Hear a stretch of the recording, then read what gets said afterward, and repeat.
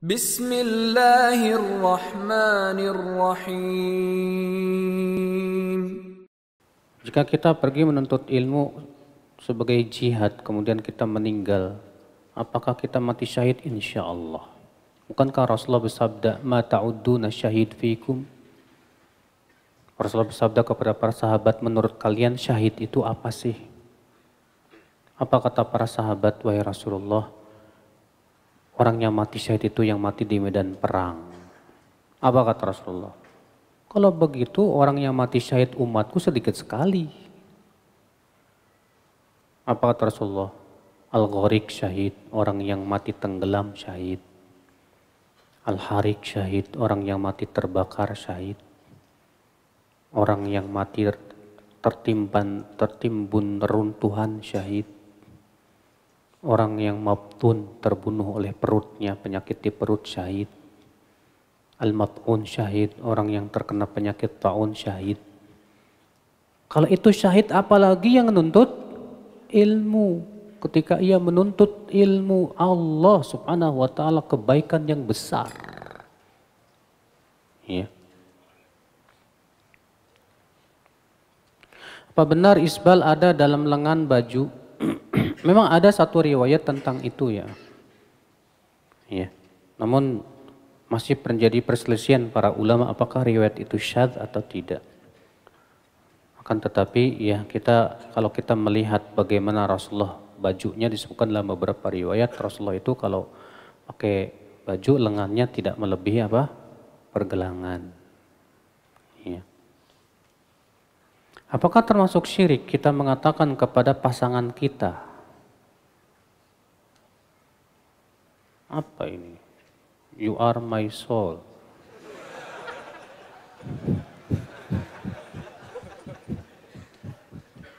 Kamu belahan jiwaku. Kamu belahan jiwaku. Kumbal.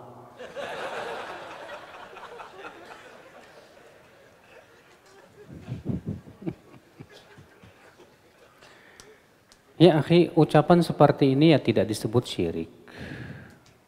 Ya, kecuali kalau ada kata-kata begini. Ya, kamu segala-galanya bagiku. Nah, baru. Aku nggak bisa hidup tanpa kamu sayang. Wah, wah ini bisa syirik mas. Berarti kamu sudah menyandarkan hatimu kepada dia. Bukan kepada Allah subhanahu wa ta'ala. Ya. Adapun kamu belahan jiwaku, artinya kamu cinta, aku cinta kamu banget gitu kan. Dan tetap kata Ibnu Qayyim ada 10 perkara yang tidak ada manfaatnya. Di antaranya cinta yang tidak diikat dengan ridho Allah. Ingat, cinta kamu kepada istri pun tetap harus diikat dengan ridho Allah subhanahu wa ta'ala. Saya pengguna busway. Saya nggak pernah naik ya busway. Bagaimana menyikapi ikhtilat dan fitnah yang ada di sana? Masya Allah. Ya akhi, kalau memang tidak mau antum harus naik busway, maka upayakan mencari tempat yang di situ laki-laki semua. Artinya semaksimal mungkin untuk menghindari ikhtilat. Iya. Karena memang inilah musibahnya di situ. Ya ketika naik busway atau naik kereta, saya dulu waktu masih kuliah di Jakarta di Lipia di situ tahun 95 ya. Naik kereta dari Bogor sampai itu, ya Allah, desak-desakan yang. Tapi usahakan jangan sampai depan kita cewek gitu. Upayakan bagaimana caranya. Iya.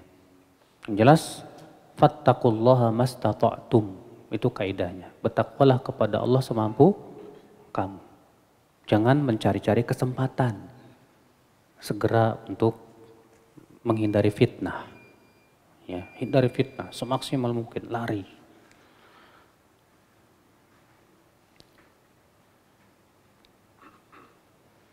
Setiap hari tidur jam 12 malam karena main game. Ya Allah, kirain baca Al-Quran gitu ya. Jam 12 malam main game, astagfirullah. Wallahi ya akhi, antum tertipu. Coba antum pikirkan, sampai jam 12 malam main game, pahala dapat nggak? Waktu terbuang nggak? Percuma. Sudah begitu antum sahar, bergadang setelah sholat isya, makruh lagi. Bukankah lebih baik antum begadangnya baca Quran, baca kitab ulama, mendengarkan ceramah, kan itu lebih manfaat daripada apa main game kayak gini. Dan sholat subuh saya selalu kesiangan, dosa lo gara-gara itu. Ya. Dan saya mengerti sholat subuh setiap hari. Saya mengkodok sholat subuh tiap hari. Sholat saya sah nggak ya? Makanya ya akhi, bertakwa Anda kepada Allah. Jauhi main game. Orang yang beriman itu, Allah menyebutkan cirinya apa dalam surat Al-Mu'minun. Qad aflahal mu'minun, alladzina hum fi sholatihim khashi'un, walladzina hum 'anil lagwi mu'ridun. Sungguh telah beruntung orang yang beriman. Siapa dia? Orang yang khusyuk dalam sholatnya. Kalau ente main game, ana yakin gak bisa khusyuk. Sebab ketika sholat yang antum pikirin game, gimana caranya supaya berhasil gini. Yang kedua apa? Walladzina hum 'anil lagwi mu'ridun, dan mereka yang berpaling dari perkara yang sia-sia. Game sia-sia nggak apa? Sia-sia. Anda sebagai orang yang beriman harusnya berusaha meninggalkan yang sia-sia. Dan Rasulullah memakruhkan begadang setelah sholat isya. Udah sekarang tinggalkan. Udah. Taubat antum sama Allah, tinggalkan. Iya. Jangan lagi ulangi antum main game sampai jam 12. Udah deh Ustadz, saya kalau gitu main gamenya sampai jam 10. Tetap jangan. Atas sampai jam 10. Tetap nggak boleh, Mas. Menghabiskan waktu percuma. Ingat antum akan dihisab di hari kiamat. Di antara yang antum akan ditanya oleh Allah kata Rasulullah, la tazalu qadama 'abdin yaumal qiyamah hatta yus'ala an arba'. Seseorang akan terus berdiri di padang mahsyar sampai ditanya oleh Allah tentang 4 perkara. An umurihi fima afnah, tentang umurnya untuk apa ia habiskan. Ternyata bilangnya apa? Buat main game ya Allah. Malu ya di hadapan Allah. Bayangkan. Ya.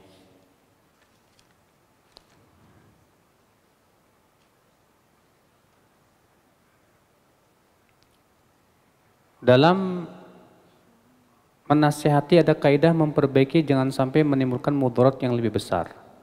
Sejauh apa kita bisa kondisikan hal tersebut dengan kondisi saat ini? Kalau dinasihati bid'ah, syirik kecil dijauhi dan akhirnya timbul kerenggangan hubungan persaudaraan. Karena yang dinasihatinya baper. Ya akhi, ayat tadi yang sedang kita bahas, ujungnya dibaca deh. Di mana di dalam ayat tadi apa? Ketika Allah mensifati orang-orang yang Allah cintai. Adillatin 'alal mu'minin, saling berkasih sayang dengan kaum mukminin. A'izzatin 'alal kafirin, tegas kepada orang kafir. Yujahiduna fi sabilillah, mereka berjihad di jalan Allah. Yang terakhir apa? Wala yakhafuna laumata laim, dan mereka tidak takut dengan cercaan orang-orang yang mencerca. Arti ketika antum jelaskan dengan cara yang baik, ilmiah, santun, dengan kata yang tidak kasar, sudah antum jelaskan, dia baper malah musuhin antum, yang salah antum apa dia? Dia. Maka ketika kita menyampaikan kebenaran harus punya sifat ini. Jangan merasa takut dari cercaan orang yang mencerca. Kalau kita takut, kapan kita akan menyampaikan? Coba, ayo. Kata Imam Ahmad, kalau saya diam, kamu diam. Semua kita diam. Kapan orang akan tahu ini hak, ini batil? Gak apa-apa dia baper. Mudah-mudahan bapernya itu membawa dia kepada hidayah. Gak masalah kita sampaikan, akhi, afwan, ya setahu saya ini syirik, ini dalilnya, ini perkataan ulamanya, begini, udah selesai. Setelah itu dia nggak mau tegur antum lagi, gak masalah. Nggak dosa dan antum pun nggak rugi, insya Allah. Nggak rugi. Ya. Makanya itu diantara tanda orang yang dicintai oleh Allah, dia tidak takut celaan orang-orang yang mencela. Nggak takut dibully, fadl. Fadl aja dibully nggak masalah. Ya. Banyak ustadz takut berbicara kebenaran di media sosial karena takut apa? Dibully, Pak. Padahal kalau kita menyampaikan kebenaran kemudian dibully, lumayan pahala kita terus mengalir buat kita. Karena yang membuli itu sebetulnya sedang mentransfer pahala ke kita. Ya. Saat khitbah apa harus bawa buah-buahan, barang-barang tertentu? Ya enggak harus. Cuman kalau memang di situ adatnya seperti itu enggak masalah kok, Pak. Karena adat seperti itu tidak bertabrakan dengan syariat. Dan kaidah usul fikih mengatakan al-adatu muhakkamah. Adat bisa dijadikan patokan. Karena adat seperti ini seserahan namanya kan. Seperti ini tidak bertabrakan dengan syariat. Enggak masalah. Ya. Antum bawain ya apa berbagai macam buah-buahan dan yang lainnya.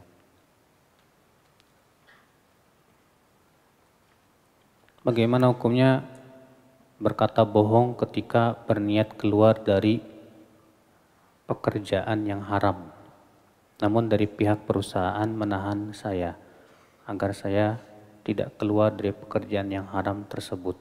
Jelasin, Pak, maaf pekerjaan saya haram. Biar dia paham. Kalau dia nanya, kenapa kamu keluar? Haram, Pak. Loh kok haram? Jelasin dalilnya. Buk. Oh, saya nggak mau berbuat dosa masalahnya, Pak. Ya. Jangan-jangan nanti apa? Dianya juga bilang, oh haram ya. Yaudah dia keluar bareng-bareng. Kan lumayan.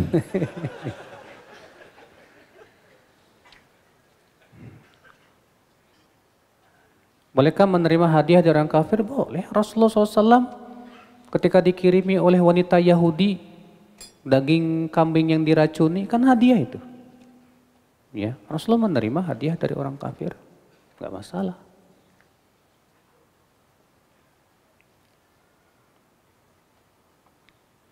Mohon ya tulisannya digedein dikit.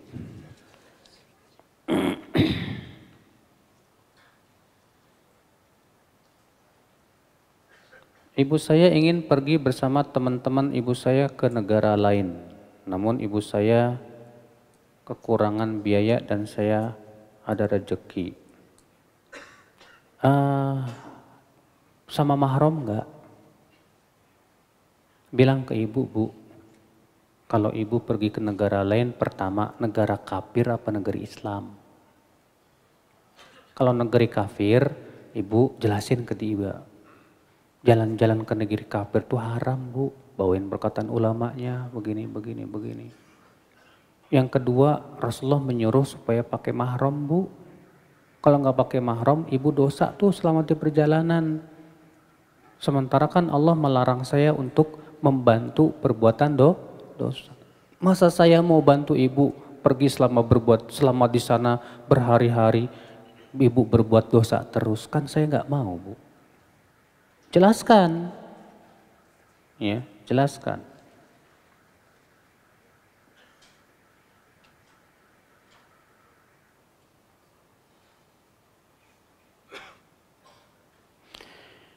Bagaimana menghilangkan syubhat pikiran suka membayangkan sifat Allah beristiwa di atas arasy?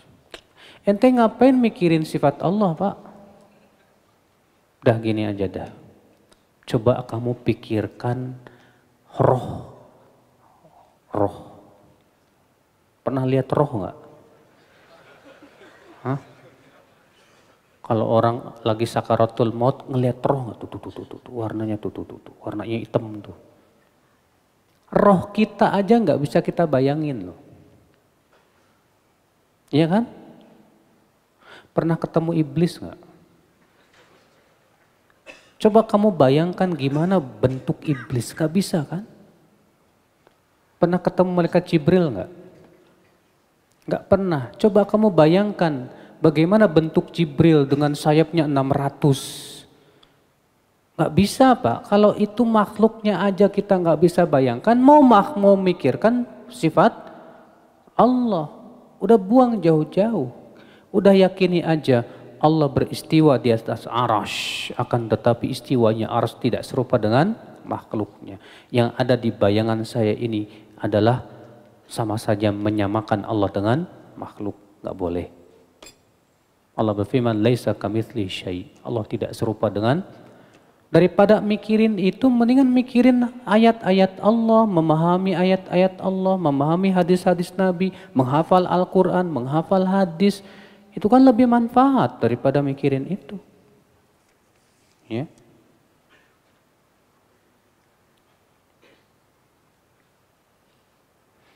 Bagaimana lafal kalimat syahadat saat Rasulullah Muhammad belum diutus menjadi Rasul waktu itu? Apakah hanya mentauhidkan Allah syahadat tersebut? Kan Rasulullah belum diutus. Rasulullah belum apa? Diutus. Kewajiban kita ngikutin Rasulullah sebelum diutus apa setelah diutus? Ya udah, kalau gitu sibukan dengan ajaran yang Rasulullah sudah diutus. Udah, nggak usah antum capek mikirin sebelum diutus ngapain apa. Ya Allah, setelah diutus aja belum antum pahami. Terkadang kita itu suka iseng, Pak. Isengnya kebangetan gitu loh. Mikirin yang nggak perlu dipikirkan, dipikirin juga. Padahal yang harus dipikirkan masih sangat banyak gitu loh. Masih sangat banyak yang harus kita pikirkan, kita pahami betul-betul. Ya, ini masih mikirin yang enggak. Ustadz, itu Ashabul Kahfi itu anjingnya Helder apa Bulldog ya Ustaz? Astagfirullahaladzim. Mikirin anjingnya kok. Ada aja.